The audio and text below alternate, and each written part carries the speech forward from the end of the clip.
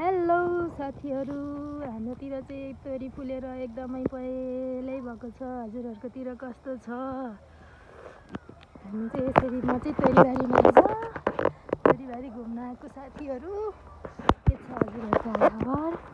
यस्तो राम्रो तोरी भएको छ। आम्मामामामा, यो तोरीबारीमा देखेर मलाई यति आनन्द आयो कि ओहो।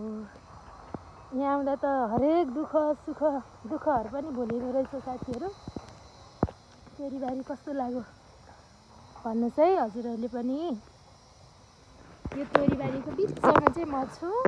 यहाँनिर यता पछाडि घरहरू छ, कस्तो राम्रो फुल छ यहाँ। ल त सबैजनाले चाहिँ हजुरहरूलाई कस्तो लाग्छ कमेन्ट गर्नुहोस्। हजुरहरू कहाँबाट हुनुहुन्छ कमेन्टमा भन्नु होला है त। म चाहिँ यसरी नै चिसो पनि छ यतिखेर बेलुकीको समयमा टक्क ज्याकेट लगाएर जाडो मनाउँदैछु। यहाँ कस्तो राम्रो घर छेउनिर कोदो पनि रहेछ।